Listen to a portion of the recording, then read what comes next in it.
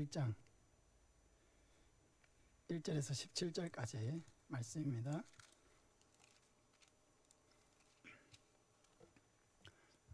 로마서 1장 1절에서 17절까지 신약성경 239쪽입니다. 신약성경 239쪽 로마서 1장 1절에서 17절까지 교독하겠습니다. 예수 그리스도의 종 바울은 사도로 부르심을 받아 하나님의 복음을 위하여 택정함을 입었으니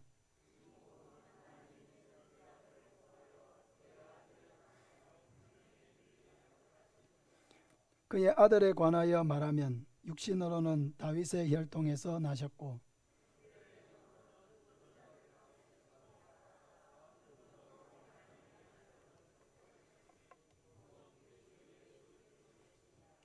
그로 말미암아 우리가 은혜와 사도의 직분을 받아 그의 이름을 위하여 모든 이방인 중에서 믿어 순종하게 하나니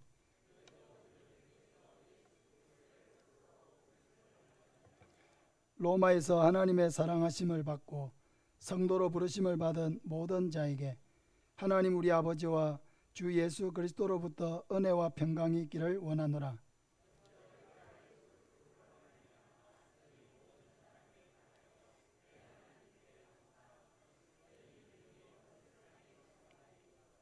내가 그의 아들의 복음 안에서 내 심령으로 섬기는 하나님이 나의 증인이 되시거니와 항상 내 기도에 쉬지 않고 너희를 말하며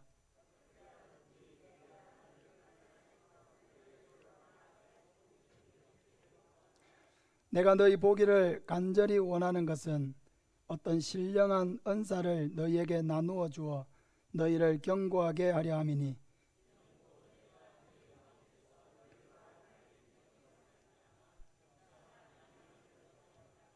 형제들아 내가 여러 번 너희에게 가고자 한 것을 너희가 모르기를 원하지 아니하노니 이는 너희 중에서도 다른 이방인 중에서와 같이 열매를 맺게 하려 함이로되 지금까지 길이 막혔도다.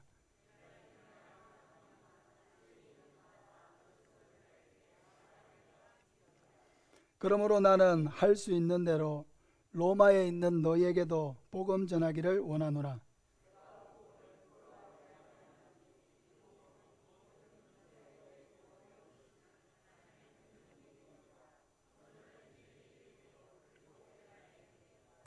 복음에는 하나님의 의가 나타나서 믿음으로 믿음에 이르게 하나니 기록된 바 오직 의인은 믿음으로 말미암아 살리라 함과 같으니라.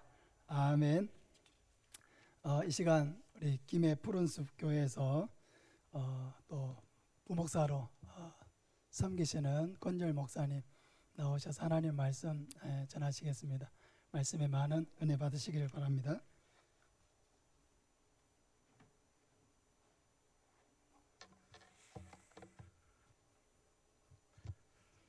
할렐루야, 반갑습니다. 네. 오늘 청년 2부 헌신 예배죠, 그죠? 네, 청년들 소리가 거의 안 들려서 좀 당황했는데, 아무튼 오늘 제가 이제 청년들에게 좀 많은 언어를 간혹 이제 쓰더라도 여러분 좀 이해해 주시고, 청년들에게 좀 도전이 되는 말씀과 특별히 우리 성도님들 함께 복음이 무엇이고 복음의 능력이 또 어느 부분에서 이제 우리에게 경험되고 또 이것이 그 복음 전도와 선교와 어떻게 연결되는지 또 말씀을 통해서 한번 이제 살펴보겠습니다. 먼저 그 영상을 하나 좀 보겠는데요. 제가 특별히 여러분들께 이제 좀 감사의 말씀을 드립니다. 필리핀 선교 관련해서 또 물신 양면을 후원해 주시고 또 이제 기도로 섬겨 주셔서 비록 국내에 있지만은 필리핀 신앙생들을 최선을 다해서 또 섬기고 있습니다. 필리핀 사역 외에도 또 국내 사역도 여러 가지 감당하고 있는데 그래서 뭐 사역 보고랄까요? 아무튼 뭐 선교 보고 겸 이렇게 영상을 짤막하게 제가 준비했습니다. 영상을 만드는 경험이 별로 없어가지고 좀 어설퍼도 좀 이해해 주시면 감사하겠습니다.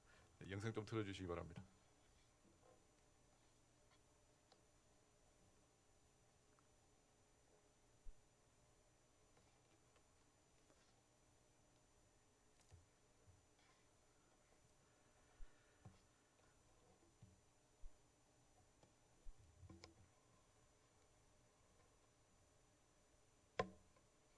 아까도 밝혔지만은 저희가 필리핀 이제 보홀 장로교 신학교라고 있습니다. 그 네. 작년에 휴가차 갔다가 가족은 휴가고 저는 이제 뭐 반은 휴가 반은 사역 겸 신학생들이 이제 좀 가르친 그 기간이 있었는데 그들을 이제 저희가 그 소명을 받고 선교 준비하는 중에 있습니다. 그러세요? 근데 코로나 때문에 네. 지금 이제 발목이 잡혀서 그 저희도 분별하는 중에 있고요. 그 내년 상반기 정도에 뭔가 이제 결단을 좀 하긴 해야 될 것 같습니다. 네. 필리핀이 계속 지금처럼 특별 비자 외 입국 자체가 안 되면 이제 좀 먼 훗날로 미루고 좀 목회를 할지 네. 아니면 극적으로 문이 열려서 들어갈 수 있을지 이 부분이 지금 현재의 최고 기도 제목입니다. 그러시겠네요. 네네. 예, 저희도 생각날 때마다 기도하겠고요. 또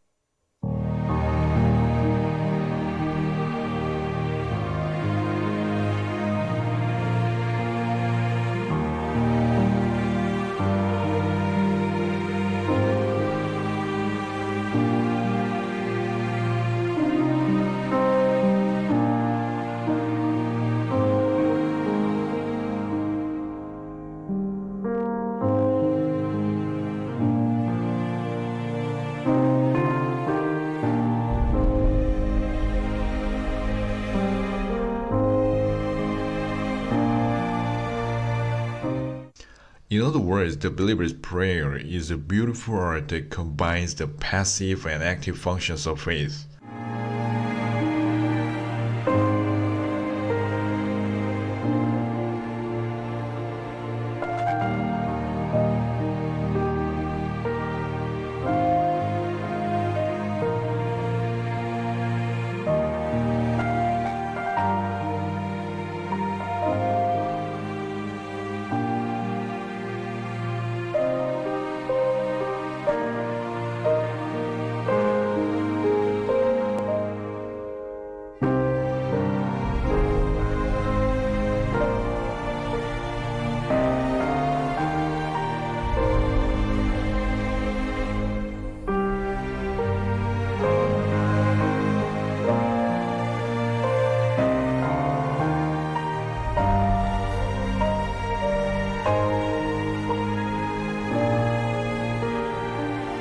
자기 아들을 죽일 만큼 우리를 사랑했습니다. 他爱我们的程度是，要把他儿子要杀死了去爱我们。 하나님과 우리는 원래 원수된 관계였어요. 对于我们来说，我们曾经是与神是为敌的。 그러면 원수 살리려고 내 아들을 죽인 것이죠. 他是为了要拯救这个他的仇敌来杀了他的儿子。 여러분 그렇게 할 수 있습니까? 大家能做到这些事情。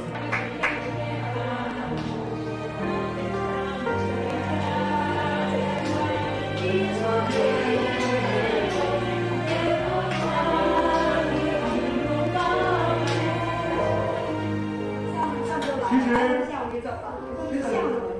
我先感谢在座。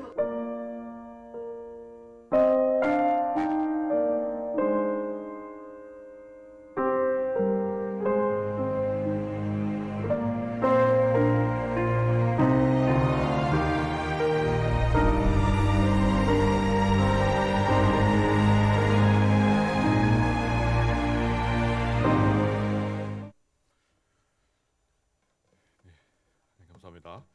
그 영상 처음에 곡이 이제 이제 첫 부분은 제가 작년 이제 12월 31일에 그 시채널 이제 방송에 뭐 한 45분 정도 출연한 적이 있습니다. 그래서 그때 이제 필리핀 선교를 위해서 제 기도 제목 부탁했고 그때 이후로 상황을 지켜보다가 그 이제 본의 아니게 코로나가 이렇게 발목을 잡아서 지금 필리핀 현지에 있는 선교사님들도 다 좀 나오고 있는 입장이고, 근데 제가 협력하려고 하는 협력하고 있는 보홀 장로교 신학교 거기 이제 선교사님은 이제 그대로 계십니다. 그래서 나오면 들어갈 수가 없어서 그래서 이제 본인들은 거의 목숨을 걸고 거기 이제 남겠다고 해서 지금까지 굉장히 어렵지만은 이제 신학교와 또 교회를 이렇게 섬기고 있고, 제가 한국에서 뭐 최대한 여러 모양으로 또 협력하고 있고, 또 여러분들의 기도와 후원 덕분에 이렇게 사역이 든든히 세워져 가고 있습니다. 오늘 저는 뭐 다른 것보다도 이제 그리스도의 복음이 우리에게 선포되고 우리에게 적용될 때 어떤 일이 일어나는가, 이걸 좀 그 실제적인 언어로 좀 전달하고 싶습니다. 본문 강해와 이제 교리 공부는 아마 평소에 또 담임 목사를 통해서 이제 잘 하고 있을 줄 압니다. 정말 이 시간에 그 복음 하나를 말하고 싶은 이 열정, 로마서가 복음의 정수라고 할 수 있는데요. 정말 평소에 사도 바울이 그 가슴속에 품었던 그 십자가의 복음, 또 하나님의 나라, 이것이 온 열방에 증거되어야 된다는 이제 그의 거룩한 부담감, 이런 것을 여러분들과 나누고 싶습니다. 특별히 오늘 청년들이 정말 이 복음에 한번 사로잡히게 되면은 그 인생을 어떻게 이게 살아낼 수 있는지 정말 오늘 또 결단할 수 있기를 바라고, 십자가의 복음이 우리의 삶의 소망이고 또 하나님 나라의 복음이 우리의 모든 성도들의 소망이라는 사실, 오늘 이 시간을 통해서 나누고 싶습니다. 그 복음이 뭘까요? 복음이 무엇이라고 말할 수 있습니까? 교회를 오래 다녀도 이제 복음이 뭐라고 이제 질문을 드리면은 이제 청산 뉴스처럼 쭉 나오면 좋겠지만은 이제 그렇지 않은 경우도 많습니다. 뭔가 이제 알고는 있는데 정리가 잘 안 돼서 그럴 수도 있습니다. 복음을 모른다기보다 이제 자기 언어로 이제 정리가 안 돼서 그러는데요. 자, 복음을 우선 존재로 말해보라 그러면은 복음은 예수 그리스도, 또 복음은 삼위일체 하나님이다. 이러면 이제 정답입니다. 그죠? 근데 이제 이러고 끝나면 곤란합니다. 복음은 예수님이고 삼위일체 하나님이지만 정말 이 복음의 내용이 뭔지 우리의 일상과 관련지어서 이웃들에게 말을 할 수 있어야 됩니다. 이것이 곧 전도요 선교입니다. 복음은 무엇보다 유일한 사건으로 여러분에게 다가가야 됩니다. 하나의 철학적 개념이나 사상 같은 것이 아니라 우리의 존재를 뒤흔들 하나의 사건으로 점점 굳어지고 인식되고 이것이 내 삶에 영향을 미쳐야 된다는 것입니다. 자, 복음을 사건으로 정의할 수가 있는데요. 복음은 그 여러 측면으로 정의가 가능합니다. 존재로 정의하면 예수님 또 삼위일체 하나님이지만, 자, 복음을 사건으로 정의해 보라면 어떻게 될까요? 역사적으로 부인할 수 없을 복음 사건을 2000년 전에 하나님께서 일으키셨습니다. 복음 사건이 뭘까요? 예수님의 십자가의 죽으심과 부활입니다. 이것을 가리켜 복음 사건이라고 얘기합니다. 예수께서 십자가에 못 박혀 죽으시고 3일 만에 부활하신 이 초자연적인 기적, 어느 누구도 부인할 수 부인하지 못하도록 역사 안에서 일으킨 이 복음 사건, 이것이 오늘 우리와 여러분과 저에게 어떤 관계가 있느냐, 이걸 이제 깨달아야 됩니다. 2000년 전에 일어난 이 십자가 사건, 부활의 기적, 이것이 나와 무슨 상관이 있는지 여러분 진지하게 고민해 보셨습니까? 우리가 복음을 믿는 것은 뭐 단지 세뇌당하는 이런 수준이 아닙니다. 세뇌당하는 것과 성령의 조명하심, 우리 마음에 복음이 무엇인지 성령께서 마음속 깊은 곳에서 말씀을 통하여 이 계시해 주시는, 정말 이것과는 이제 차원이 다릅니다. 복음을 믿는 것은 하나님과 더 이상 뗄 수 없는 그 상태가 되는 것입니다. 여러분의 십자가 앞에서 여러분이 있는 모습 그대로 노출시켜 본 경험 있습니까? 우리가 살아가는 이유를 예수님이 십자가 앞에서 심각하게 이제 고민을 해봐야 된다는 것입니다. 자, 십자가 왜 복음입니까? 십자가 복음인 이유는 우리가 죄의 형벌을 받아야 마땅한데 그것을 하나님의 아들 예수께서 대신 십자가에서 다 그 진노와 형벌을 받으셨기 때문에 복음이라는 것입니다. 복음은 공짜긴 한데 우리가 잘 알아야 됩니다. 우리 편에서는 이제 공짜 맞는데, 자, 여러분, 복음은 그 하나님 편에서 한번 생각해 보시기 바랍니다. 하나님 편에서 이 십자가의 복음 사건을 일으킬 때, 자, 우리는 공짜 맞아요. 믿음을 통해서 주어진 게 맞지만은, 자, 하나님 편에서 한번 생각해 봅시다. 복음이 공짜일까요? 네, 공짜가 아닙니다. 당신의 아들 그리스도를 십자가에 매달 만큼 하나님 편에서는 최고의 희생과 대가를 치르신 것이 바로 복음입니다. 우리는 이거 매주 듣고 거의 막 귀에 따갑도록 계속 반복해서 별 느낌이 없을 수가 있는데요. 이 굉장히 사실 좀 진지하게 우리가 반응해야 됩니다. 자, 우리가 하루 벌어 하루를 살아가는 혹시 그런 분들은 일상이 너무 바빠서 복음이 무엇인지 생각할 여유조차 없을 수도 있습니다. 세상 사람들을 보면 복음이 뭔지 고민하지 않아도 진짜 잘 살아가고 있습니다. 그죠?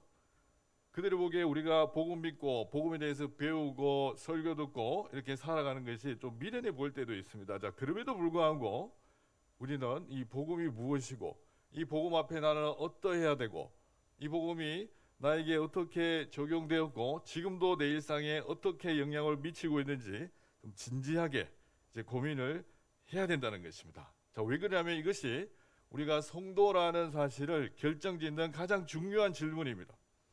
우리가 교회 다니는 성도라는 사실을 결정적으로 말해주는 이 질문이 주님의 십자가와 또 부활과 그것과 나와의 이제 관계입니다. 자, 특별히 저는 로마서 1장을 통해서 복음의 능력이 어떤 것인지 좀 살펴보려고 합니다.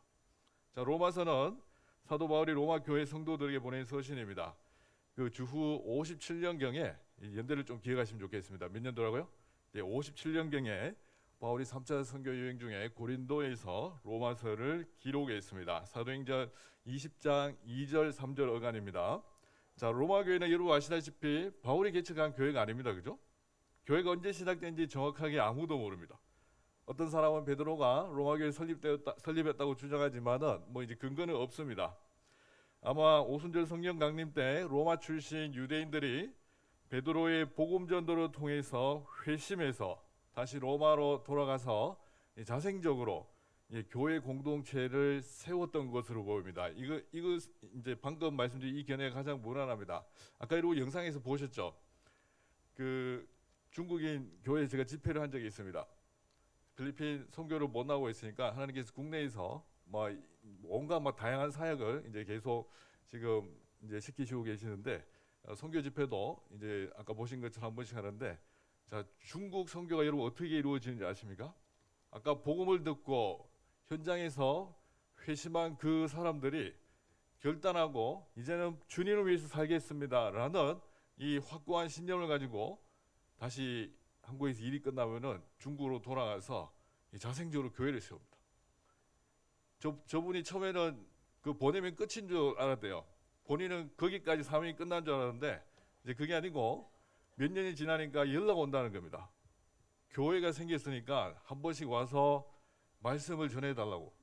그 해마다 이렇게 왔다 갔다 하시다가 지금 코로나 때문에 못 들어가고 있는 이 찰나에서 네, 그 이제 2달 전에 이제 제가 집회를 인도하게 됐는데 정말로 복음은 지금도 하나님의 말씀으로 우리에게 역사해서 정말 우리의 삶에 실제적인 영향을 끼치는 이 하나님의 능력이라는 사실을 우리가 정말로 믿어야 되겠습니다. 여러분 진짜 믿고 있습니까?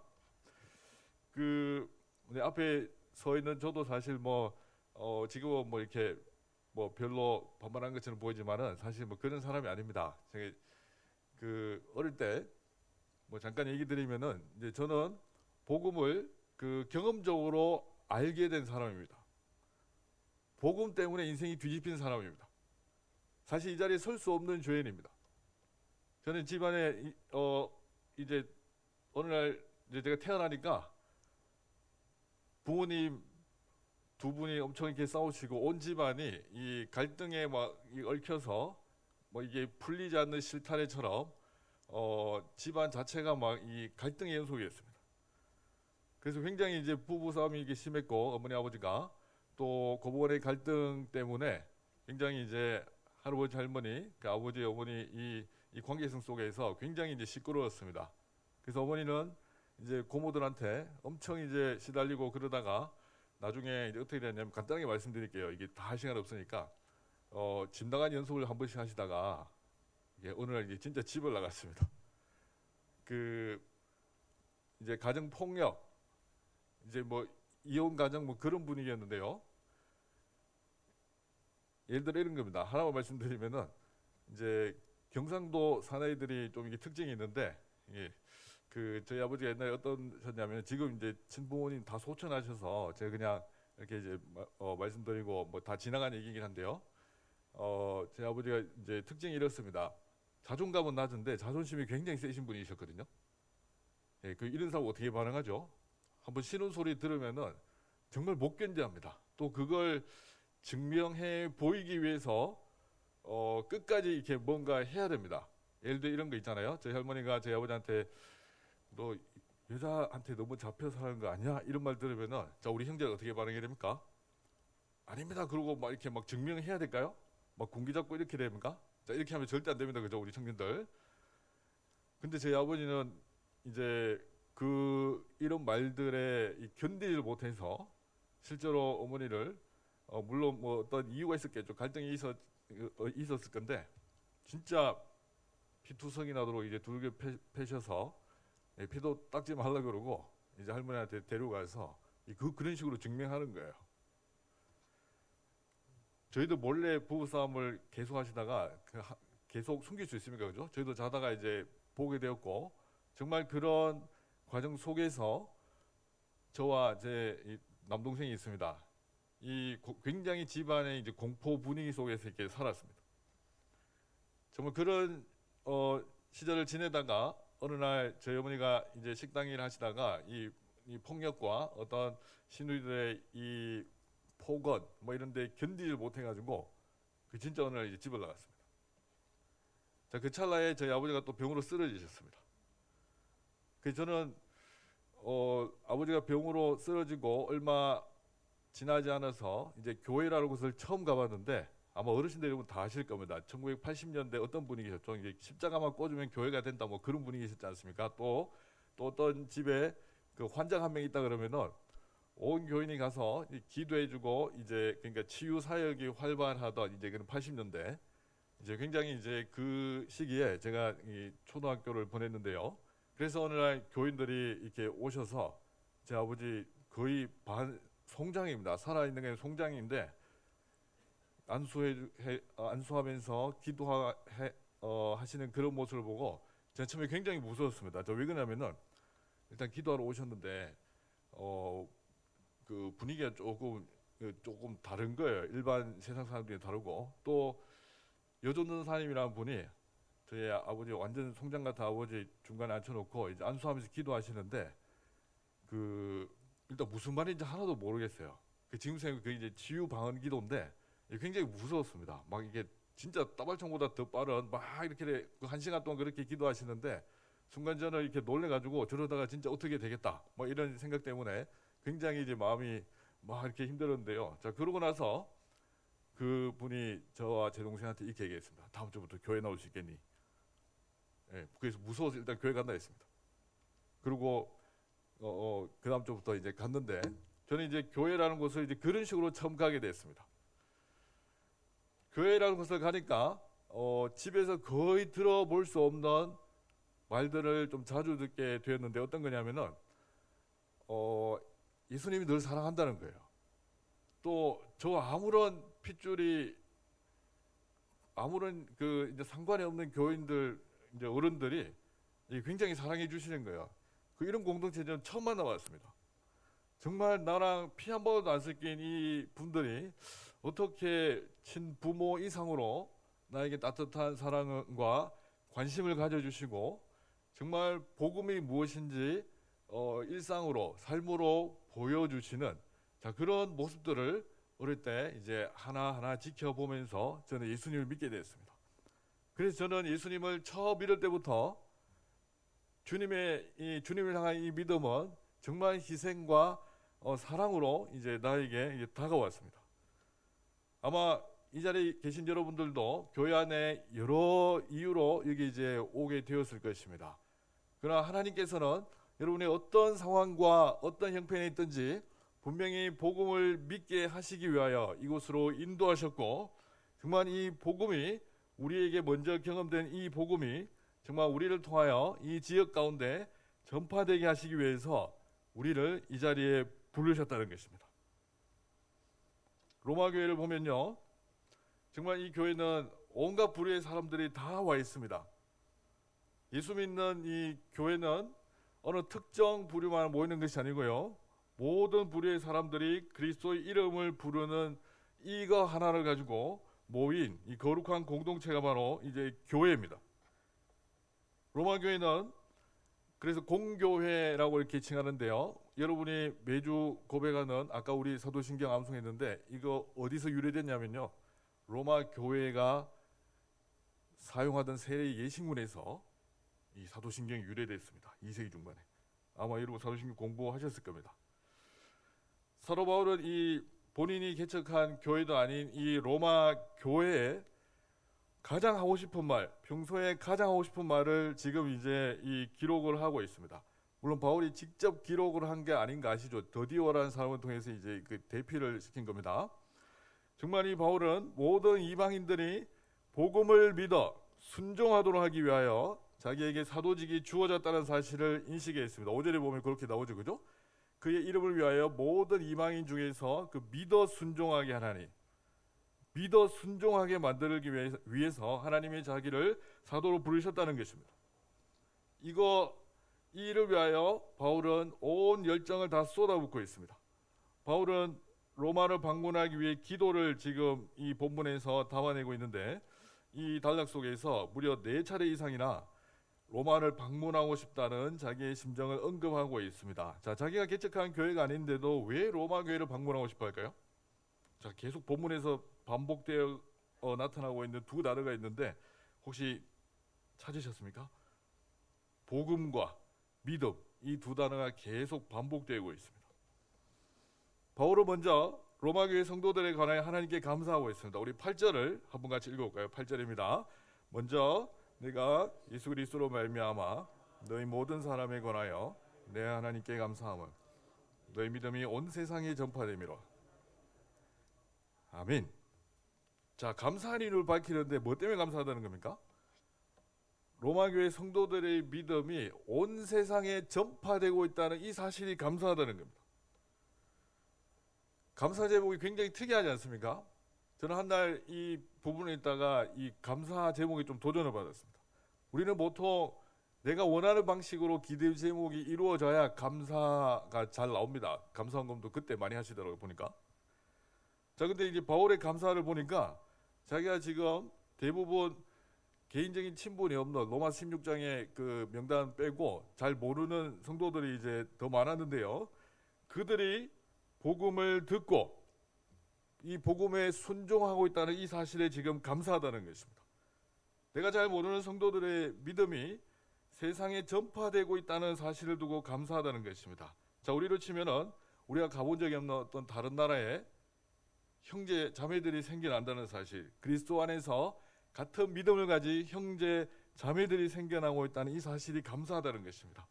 전도에서 열매가 나타나는 것이 감사하고 선교에서 정말 영혼들이 돌아오고 있다는 이 사실이 감사하다는 것입니다. 이거 억지로 마음에서 안 우러나오는데 그냥 우리 믿음으로 감사해요 이런 수준의 감사가 아니에요. 바울은 진짜 이게 감사한 겁니다. 저는 예전에는 안 그랬는데 어느 날부터 이제 목사가 되고 나서 좀 희한한 증상이 하나 생겼습니다. 저는 세례식 때 그 세례를 받는 그 장면을 보면은 이게 뭔가 몸에서 이게 막 전율이 일어납니다. 굉장히 감사하고 감격합니다. 자, 세례가 뭡니까? 그리스도를 믿는 믿음을 가졌다는 것을 공적으로 인치는 거잖아요. 믿음의 표를 우리가 외적으로 인을 쳐주는 겁니다. 모든 성도들 앞에서 공적인 신앙 고백을 한다는 걸 확언해 주는 것이 이제 세례입니다. 자, 그게 어떤 의미입니까? 한 영혼이 다시 태어났다는 것입니다. 저는 주중에 이제 뭐 코로나 전에는 좀 자주 갔었는데 지금은 이제 일주일에 한 번 그 부산 세계로 병원에서 이제 원목으로 협력 사역으로 섬기고 있습니다. 이제 평생 예수님을 배척하고 싫어하다가 온 가족들이 한 영혼 아버지 또는 시아버지를 위해서 기도하면서 눈물로 또 온갖 헌신으로 이제 섬기다가 임종 직전에 예수 믿겠다고 병상세를 요청하는 경우가 이제 종종 있습니다. 저는 예전에 이렇게 생각했거든요.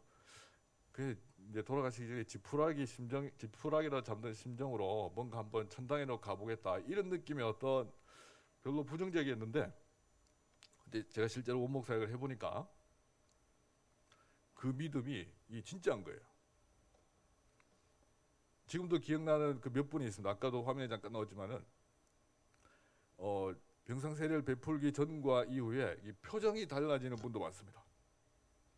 또 어떤 분은 평생 주님을 떠나서 마음대로 살다가 정말 임종 직전에 이제 세례를 받고 온 가족이 그 기뻐하는 그런 광경도 목격했고요. 또 어떤 분은 평생 그냥 이제 그냥 방치된 채로 있다가 평생 세례 베풀고 나오는데 이제 그때 가족이 처음으로 이제 병원에 왔다는 그런 경우도 봤습니다. 예수님 믿는 믿음은 이 믿음이 들어가는 시기는 이 하나님께서 정하십니다. 우리는 그 이때 내가 복음을 전해서 예수님을 믿으면 정말 좋겠다 이런 이제 생각들이 이제 있으실 겁니다. 저도 예전에 그런 생각이 굉장히 강했습니다. 근데 하나 어떤 일들이 있었냐면요. 제가 예전에 이제 학부 시절에 그 영어 과외를 한 친구들이 이제 좀 많이 있었습니다. 그 중에 한 친구가 이제 기억나는데요. 이 친구는 과외하다가 이 뭔가 이렇게 기독교 공격하기를 굉장히 즐기는 이제 그런 친구였습니다. 예수님 사람도 일을 못 하겠다는 거예요, 자기가. 그 전도할 마음이 잘 안 생겨요. 저는 과외하다가 끝내기 전에 한 번 이상은 꼭 전도를 하는데요. 이 친구는 내 교회 다니는 거 알고 이게 뭔가 이제 절대로 이 기독교 이쪽은 아예 막 이 벽을 치고 있는 겁니다. 그래서 저는 이제 그냥 과외를 그만두기 전에 한 번 이상은 꼭 말씀을 들려줘야겠다 싶어서 어느 날 이제 복음에 대해서 소개를 하고 자 그러고 끝냈습니다. 그 끝까지 기독교 안티였습니다. 자 그로부터 이제 7년 후에 이제 연락이 하나 왔는데요. 지금부터 굉장히 오래전입니다. 자 어쨌든 과외를 그만두기 학부 시절에 과외를 그만두고 이제 7년 후에 이제 연락을 한 통 받았습니다. 근데 그 친구였습니다. 기독교 공경하는 그 친구였습니다. 그 전화를 받자마자 첫 마디가 그거였습니다. 선생님 저 교회 다니는데요. 저는 깜짝 놀랐습니다.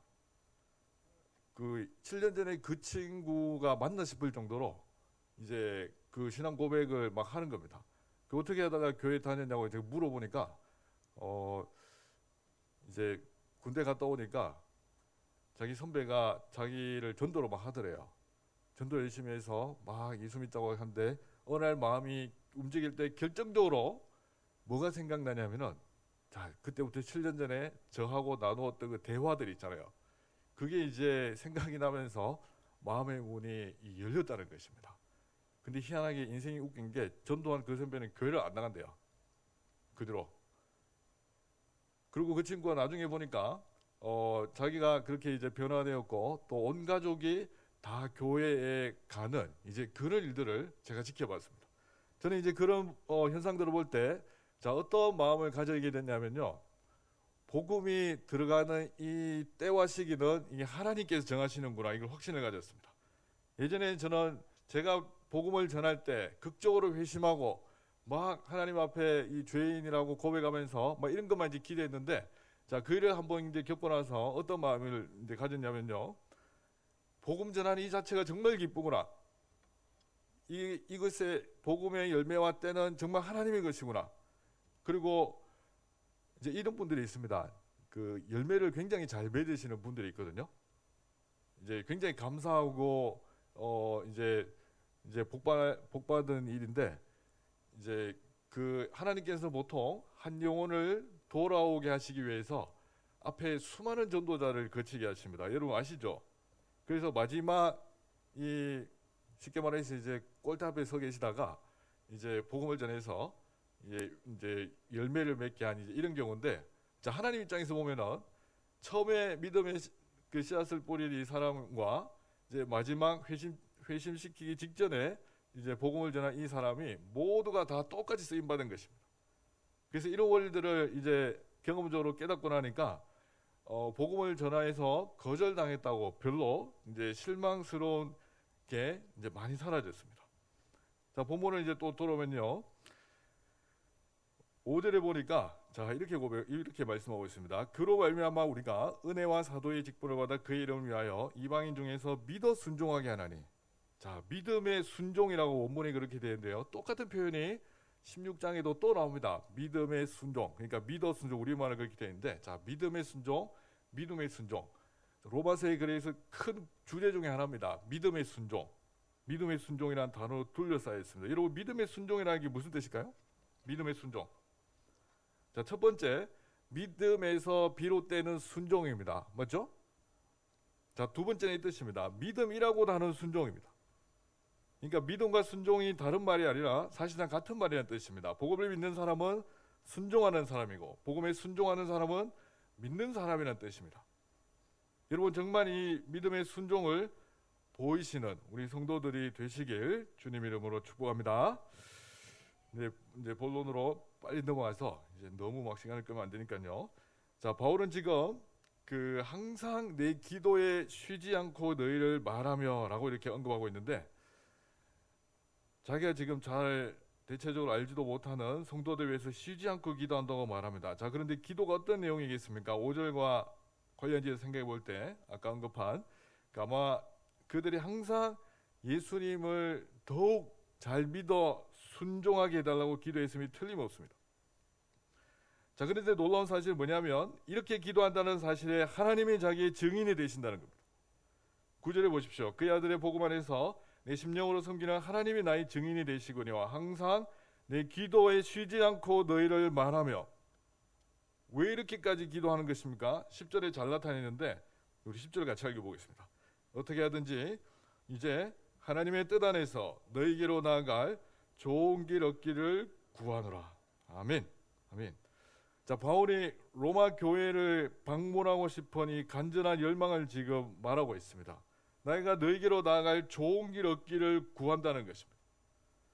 왜 바울이 로마 성도들을 보고 싶어 합니까? 어떤 신령한 은사를 나눠주기 위함인데 이때 신령한 은사는 뭐 초자연적인 은사만을 지칭하는 것은 아니고요. 이제 첫 번째 하나님의 복음 자체를 가리키고 복음에서 파생되는 여러 가지 은사를 이제 가리킵니다. 여하튼 바울은 정말 순전한 목적으로 하나님의 뜻 가운데 로마에 들어갈 좋은 길이 열리기를 지금 간절히 기도했습니다. 근데 지금까지 13절에 보시면은 이 로마서를 기록하고 있는 그 지금까지 어떻게 됐다고 했어요? 13절 끝에 길이 막혔다는 것입니다. 사도행전의 증거를 볼 때 바울이 로마서를 기록하고 나서 아까 사도행전 20장이 초안부라고 했습니다. 그러고 나서 28장 16절에 이제 바울이 드디어 로마에 들어가거든요. 로마에 들어간 때가 주후 60년이었습니다. 아까 로마서를 기록한 때가 대략 언제라고 했습니까? 기억력 한번 테스트 해보겠습니다. 언제라고 했습니까? 예, 57년입니다. 그러면 기도 응답이 몇 년 만에 됐습니까? 3년 만에 되었습니다. 자, 그런데 여러분 바울이 로마로 들어가게 된 상황을 한번 쭉 보시기 바랍니다. 바울이 로마에 어떻게 가기를 기도했습니까? 너기로 나아갈 좋은 길 얻기를 구하노라. 근데 바울이 로마에 어떻게 들어갔죠? 좋은 길로 갔습니까? 죽을 뻔했습니다. 바울을 죽이기 전까지는 먹지도 않고 마시지도 않겠습니다 라는 사람이 막 40명이나 있고, 그죠? 또 가다가 막 배 탔는데 막 풍랑을 만나서 뒤집혀서 죽을 뻔하고, 도적 때 그뿐만 아니고 뭐 돌 맞아 죽을 뻔한 정도 있었고, 그죠? 자, 이런 상황들을 볼 때 우리가 이제 기도했을 때 자, 어떠한 일이 일어나는지 우리가 여러 가지로 생각하고 있어야 됩니다. 자, 우리는 보통 이렇게 기도합니다. 하나님, 하나님의 사역을 위하여 우리가 일을 계획하고 하나님의 거룩한 뜻이 온 천하에 또 이 지역 가운데 증거되게 하기 위해서 우리가 지금 이 일들을 계획하고 있습니다. 주님 길을 열어 주옵소서 라고 기도하는데, 자, 우리가 계획하고 생각한 대로 이루어지는 경우도 있지만은, 자, 또 다른 경우에는 우리가 분명히 상황이 열리기를 구했는데, 좋은 길을 구했는데 하나님은 우리의 생각과 전혀 다르게 응답하실 때도 있습니다. 자, 이때 우리가 반응을 잘해야 됩니다. 우리는 이런 상황이 열리기를 위하여 기도했는데, 좋은 길 열려다가 기도했는데 상황이 자꾸 꼬이잖아요. 그러면 이때 우리가 어떻게 마음을 가지셔야 되냐면은, 자, 보통 이렇게 생각합니다. 내가 뭐 잘못해서 하나님 앞에 죄가 있어서 이렇게 상황이 자꾸 꼬이는 건가? 자, 이렇게 생각할 수 있는데, 물론 의도적으로 죄에 넘어지고 하나님을 떠나면서 자기 하고 싶은 대로 욕심 챙기기 위해서 기도하면 당연히 그게 이제 맞겠지만은, 자, 그런 상황이 아닌데도 정말 순전한 마음으로, 그죠? 사도 바울처럼 순전한 마음으로 하나님 나라와 교회를 위하여 무슨 일을 계획하고 일이 열리기를 기도하면 할수록 정말 더 힘든 일이 닥치고 상황이 꼬이고, 자, 이런 일들이 일어날 때 잘못 구해서 그런 게 아닙니다. 믿음이 부족해서 그런 것도 아닙니다. 자, 왜 그러냐면은 일단 적어도 오늘 본문에 국한시켜 보면은 바울은 지금 로마 성도들에게 뭘 전해 주고 싶어 할까요? 15절에 보면은 그러므로 나는 할 수 있는 대로 로마에 있는 너에게도 복음 전하기를 원하노라. 진짜 신기하잖아요. 이미 믿고 있는 성도들인데 복음 전하기를 원한다고 했습니다. 복음은 단순히 불신자 전도용이 아니잖아요. 우리 성도들에게도 날마다 들려져야 되고 하나님의 능력으로서 우리에게 적용되어야 할 이 하나님의 복음입니다. 이 복음을 전하고 싶은 이 거룩한 열정 하나로 바울이 그렇게 기도했는데 상황이 계속 꼬일 때는 그 이유가 있습니다. 저는 이제 16절에서 이유를 발견했는데요. 16절 우리 크게 한번 같이 읽어보겠습니다. 내가 복음을 부끄러워하지 아니하노니 이 복음은 모든 믿는 자에게 구원을 주시는 하나님의 능력이 됩니다. 먼저는 유대인에게요, 그리고 헬라인에게로다. 아멘. 자, 복음은 모든 믿는 자에게 구원을 주시는 뭐가 된다고요? 하나님의 능력이라는 겁니다. 이거 진짜로 더욱 깊이 깨닫게 해주시기 위해서 하나님께서 바울에게 그 3년간의 하나님 보시기에 가장 좋은 길을 인도하셨습니다. 우리가 보기에는 최악의 길입니다. 그러나 하나님 보시기에는 바울이 기도했던 제목을 응답할 수 있는 최고의 길입니다. 왜 그럴까요? 복음의 능력이 여러분 어디에서 들어가는 줄 아십니까?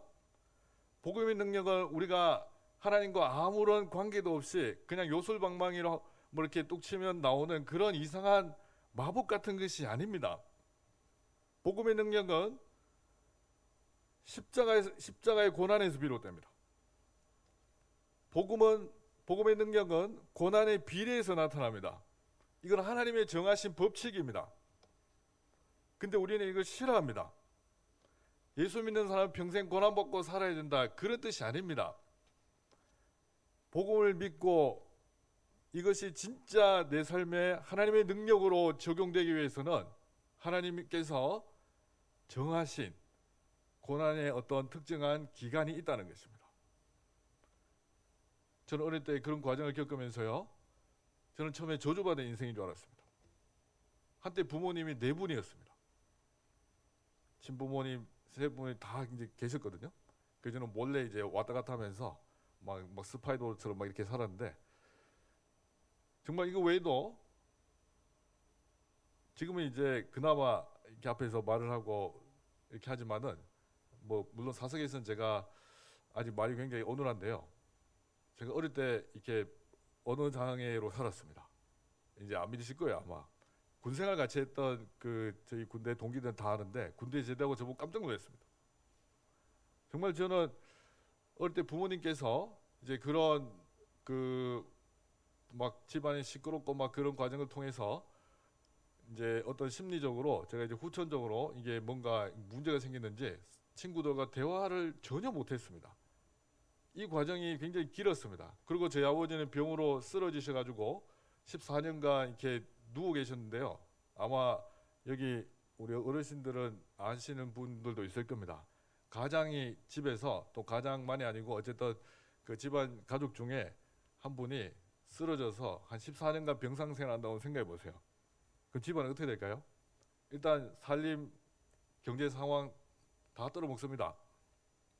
그리고 온 가족이 한 명 그 치료비, 병원비 되기 위해서 완전 거기 다 매달려야 됩니다.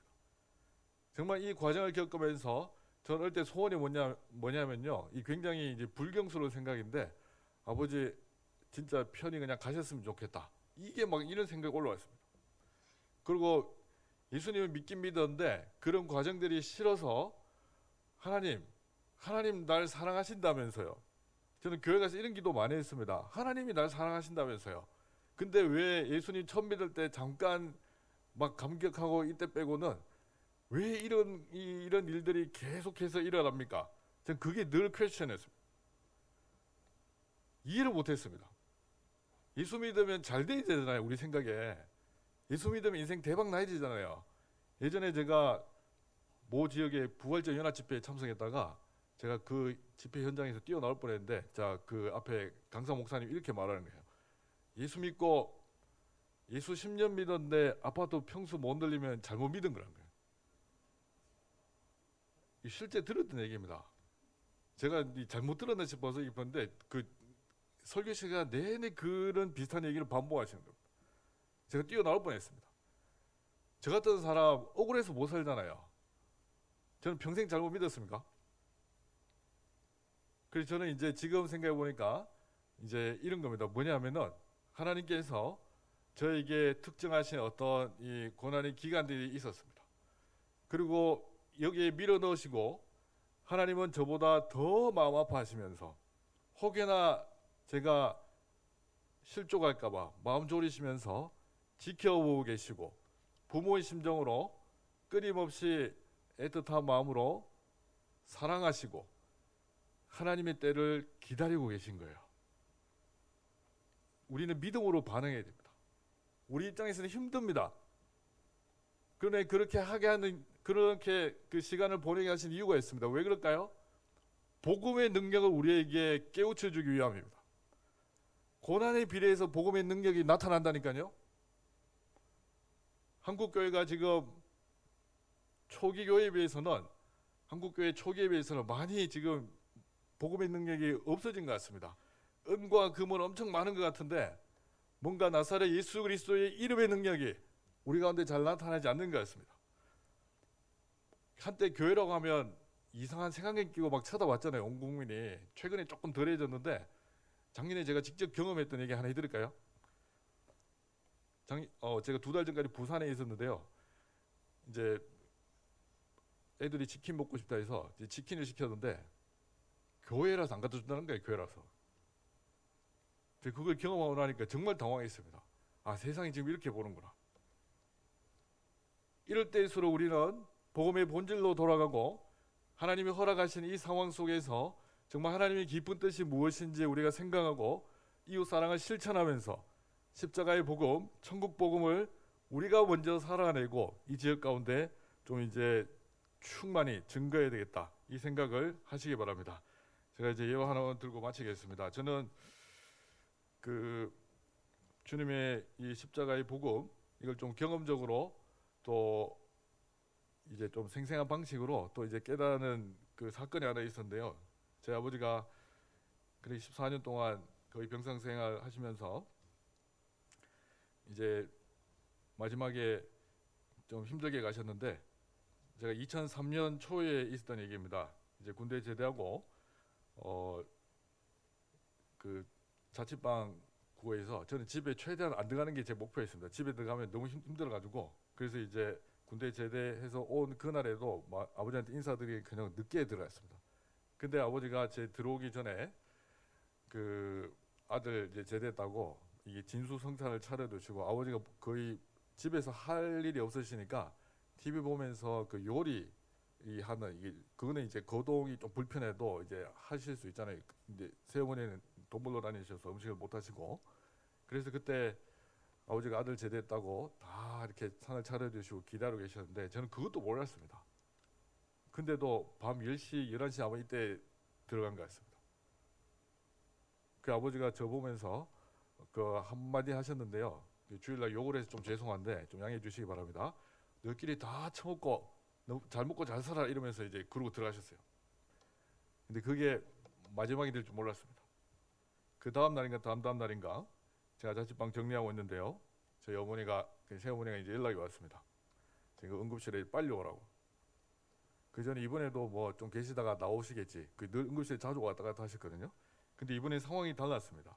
일단 이제 의식이 거의 없으신 것 같고 사람 알아보지 못하시고 몸에 혈액이 3분의 1도 없었습니다. 정상이네. 그리고 이제 의사가 하는 말이 이제 오늘 밤 넘기 힘드니까 이제 준비하라는 겁니다. 저는 그때 이게 약간 좀 정신이 나갔습니다. 왜 나갔냐면은 하나님께 이렇게 기도하는 거예요. 하나님, 왜 나한테는 이런 일들만 자꾸 일어납니까? 이런 게 예수 믿는 거라면은 저는 이 다시 생각해봐야 되겠습니다. 뭐 이런 삐딱한 이런 기도를 자꾸 하는 거예요. 아니 하나님 한번 전지전능하시면 한번 살려보십시오. 뭐 이렇게 기도하는 거예요. 그러면 멋있잖아요. 간증도 하고 그죠? 하나님 능력이 이런 것이다라고 온 천하에 제가 자랑할 수가 있는데 그 기도 응답 안 해주셨습니다. 자, 그러고 이제 이 상황은 종료됐습니다. 그리고 빈손에 멍하게 앉아 있는데 그 전에 이제 뭐가 있었냐면은 저희 할아버지가 제 당신의 아들 죽어가는 거 보고 이제 이렇게 막 살리고 싶어서 막 오일하는 그게 굉장히 강렬한 인상으로 지금까지 남아 있는데요. 자, 그 장면 아무튼 이후에 제가 그 다음날 빈손에 멍하게 앉아 있는데 하나님께서 저희 마음을 막 두드리기 시작하셨습니다. 그리고 두 가지를 생각나게 하셨습니다. 뭐냐면 하나는 저희 할아버지가 자기 아들 죽어가는 거 보고 오일하는 그게 이제 떠오르고요. 또 하나는 뭐가 떠오르냐면은 갈보리 언덕에 십자가에 못 박히신 그 아들 예수님을 내려다보시는 하나님의 마음이 막 생각나기 시작했습니다. 이 두 개가 이게 같이 막 생각되는 거예요. 그때 하나님께서 저에게 이렇게 질문하시는 것 같았습니다. 너는 내 사랑하는 아들 예수가 죽어갈 때 내 마음이 어땠는지 네 알긴 아냐고 그런 거 생각해봤냐고 이렇게 마음의 내적 음성으로 막 느껴지기 시작했습니다. 그래서 저는 그런 거 한 번도 생각 안 해봤는데요. 예수님의 고통 자체에만 묵상을 했지 그걸 지켜보시는 하나님의 마음이 어떠한지 저는 그 전까지 한 번도 생각해보지 않았습니다. 근데 그때 하나님께서 제 마음의 문을 두드렸었습니다. 또 이렇게 말씀하셨습니다. 내가 내 아들 예수가 고통스러워할 때 말 한마디면 살려낼 수 있었는데 그죠? 하나님 아버지의 능력도 사실 필요가 없으시잖아요. 예수님 당신도 하나님 아버지와 동일한 본질을 지신 하나님이시기 때문에 뛰어내려올 수 있었습니다. 근데 아들도 그러시고 아버지도 그러시고 예수님이 죽기까지 그대로 지켜보고 계셨습니다. 능력이 없어서 못 살려내신 것이 아닙니다. 전능하신 능력이 있음에도 불구하고 그대로 죽게 내버려 두셔야 하는 이유가 있다는 것입니다. 왜 그렇게 하셨을까요? 유리 너 살리려고 그렇게 했다는 거예요. 너 살리려고 그렇게 했다는 거예요. 제가 그때 아버지의 장례를 통하여 하나님의 심정을 깨닫고 난 이후로 제 신앙생활에 한 가지 획기적인 변화가 있었습니다. 그게 어떤 건지 아십니까? 아무리 힘들고 어려워도 불평, 불만이 이상하게 다 사라졌습니다. 힘들고 어려울수록 내가 이상하게 상황을 잘못 오해해서 힘든 거지 하나님이 나를 의도적으로 힘들게 몰아붙이시고 내 인생을 마치 막 저주받은 인생이 되게 하실 것 같은 그런 이상한 생각에 한 번도 빠지지 않았습니다. 모든 고난의 비밀이 십자가에 다 있었습니다. 여러분 왜 그럴까요? 십자가는 하나님의 전능하심이 우리에게 계시된 사건입니다. 그러나 우리가 보기에는 굉장히 나약해 보입니다. 사람이 죽어왔는데 그대로 계셨잖아요. 근데 바로 그 방법이야말로 여러분과 저를 또 우리 온 인류를 죄에서 구원하게 하는 하나님의 전능한 방법이기 때문에 그렇습니다. 전능하신 하나님의 능력으로 그 능력을 사용하시지 않음으로써 우리를 십자가에서 구원해 주셨습니다. 이제 말씀 마무리하겠습니다. 정말 저는 하이교회가 전도와 선교에 열심을 가진 그런 교회라고 알고 있습니다. 굉장히 저희 또 김동현 담임 목사님은 저희 신대원 이제 저희 동기 기수기도 하고 물론 나이는 저보다 몇 살 많으신데요. 정말 저는 그 하이교회가 정말 이 지역의 그 선교 기지로 정말 앞으로 이 사명을 감당할 수 있기를 소망합니다. 정말 그러기 위해서는 우리가 먼저 복음이 어떤 것인지 생생하게 경험하고 이 복음의 능력을 우리 스스로 이제 날마다 체화시켜서 이걸 하나님과 1대1 관계 속에서 이제 묵상하고 이걸 이제 펼쳐내야 하는 이런 사명을 먼저 우리가 이제 가져야 되겠습니다. 그래서 하나님께서 여러분과 정말 이 지역 주민에게 큰 은혜를 허락하셔서 이 하이교회를 중심으로 정말 하나님 나라의 공동체가 확장되고 복음의 능력이 확연하게 이제 펼쳐져가는 우리 모든 성도들과 하이교회가 될 수 있기를 주님의 이름으로 축복합니다.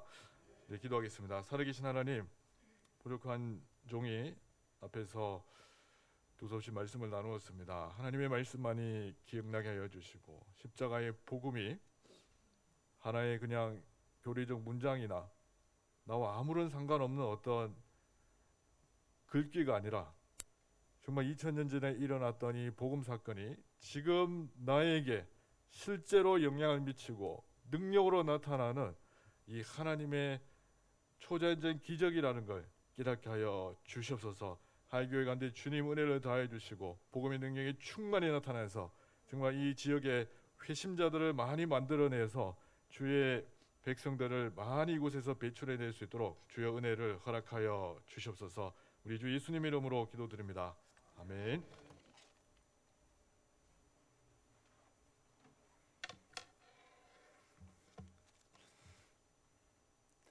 오늘 권율 목사님을 강사로 부른 것은 동기라서 부른 건 아닙니다. 훌륭한 목사님이기 때문에 부른 겁니다. 우리 권율 목사님은 같은 동기고 저보다 나이는 또 어리지만은 굉장히 훌륭하고 생각이 훌륭하고 사역이 또 훌륭하고 그런 진실함이 있는 그런 사역자입니다. 한국 교회가 주목하고 있는 목사입니다. 올해부터 우리 교회가 우리 권율 목사님이 필리핀의 볼 장로교 신학교에 교수로 사역을 가게 되면서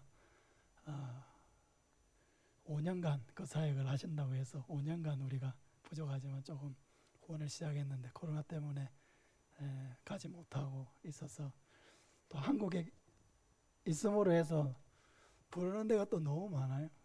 많은 청년 집회에 또 강사로 가서 사역을 하고 또 교회에서도 많은 사역들을 감당하고 있는데 속에 들어있는 게 굉장히 많습니다. 짧은 시간에 다 드러내지는 못했지만 하나님께서 오늘 우리에게 주신 귀한 말씀을 통해서 또 우리도 복음을 지식이 아닌 우리의 삶으로 복음 사건으로 깨닫고 또 우리의 삶의 현장에서 그렇게 살아내므로 복음의 능력이 우리를 통해서 널리 전파되어 갈 수 있기를 바랍니다.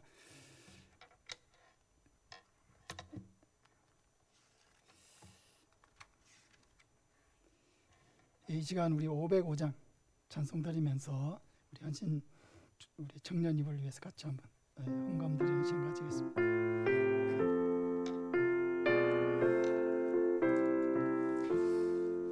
온 세상 위하여 나 복음 전하리 만 백성 모두 나와서 주 말씀 들으라 죄 중에 빠져서 헤매는 자들아 주님의 음성 듣고서 너 구원받으라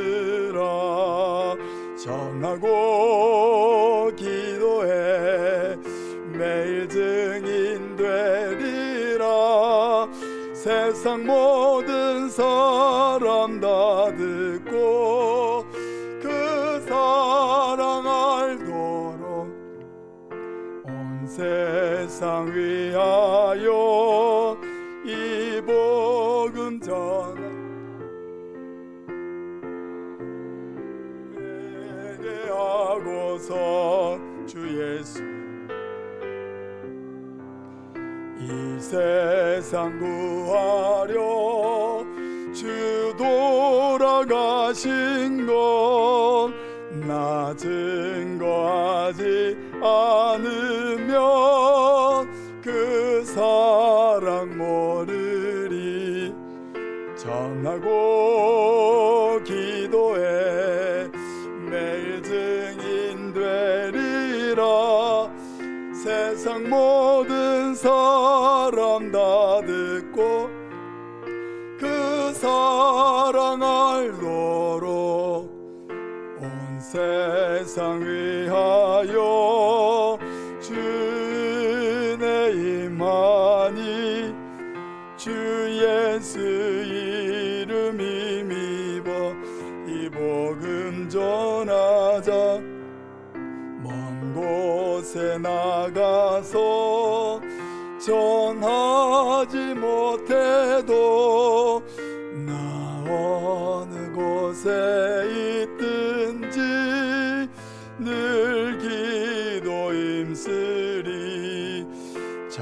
하고 기도해 매일 증인 되리라.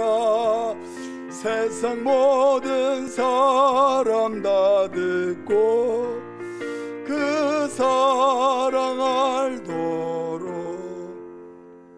아멘. 오늘 귀한 말씀 전해주신 우리 권율 목사님, 다시 한번 우리 감사의 박수로 한번.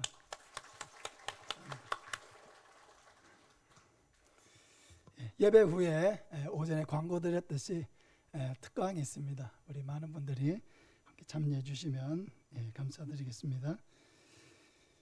다음 주 오전 예배는 다음 세대 연합 예배로 다 함께 드립니다. 우리 아이들 올 때 많이 사랑해 주시고 또 환영해 주시기 바랍니다.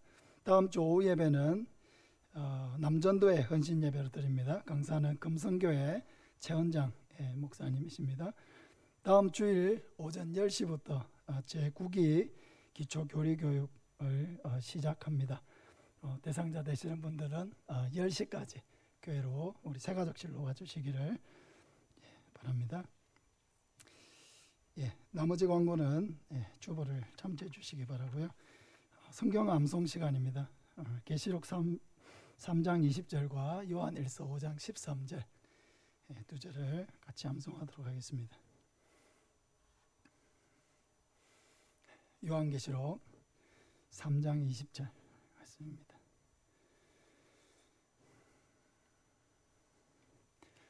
우리 같이 암송하겠습니다.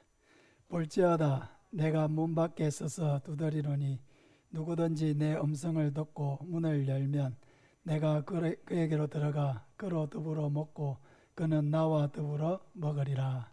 아멘. 요한일서 5장 13절입니다.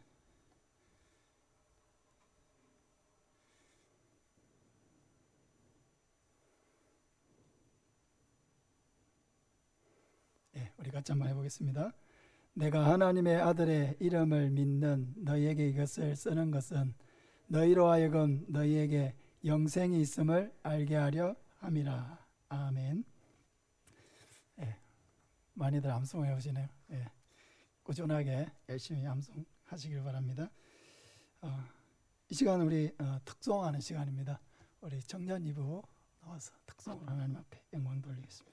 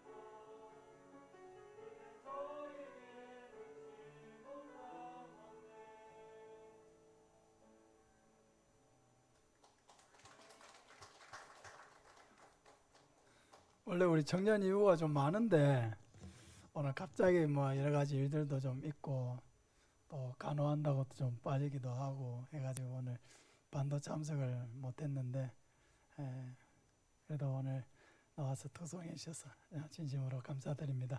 이 시간 우리 권율 목사님 나오셔서 또 우리 청년 이부와 또 우리가 드린 헌금을 위해서 기도해 주시고 축도해 주심으로 예배를 마치겠습니다.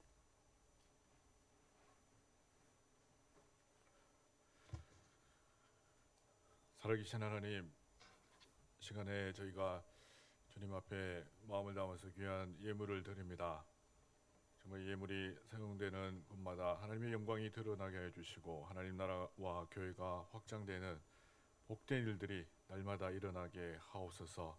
이 어려운 시국에 물질이 없어서 힘들어하지 아니하도록 주님 저희들에게 은혜의 손길을 내밀어 주시고 정말 그 은혜를 주신 진짜 복의 근원이신 하나님을 더 집중할 수 있도록 주님 은혜를 허락하여 주시옵소서.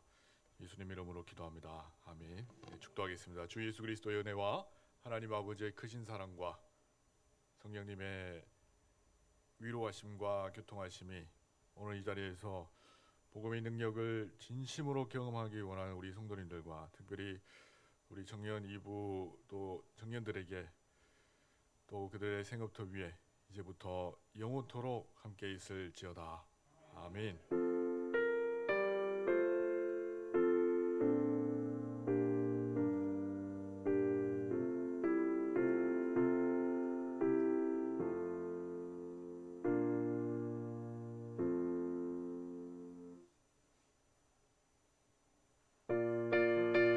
우리 세미나 특강은 교육관에서 하겠습니다. 성령 충만으로 성령 충만을 뜨겁게 성령 충만으로 성령 충만을 뜨겁게 성령 충만으로 권능받아 땅끝까지 전파리라. 성령 충만으로 권능받아 증인이 되리라.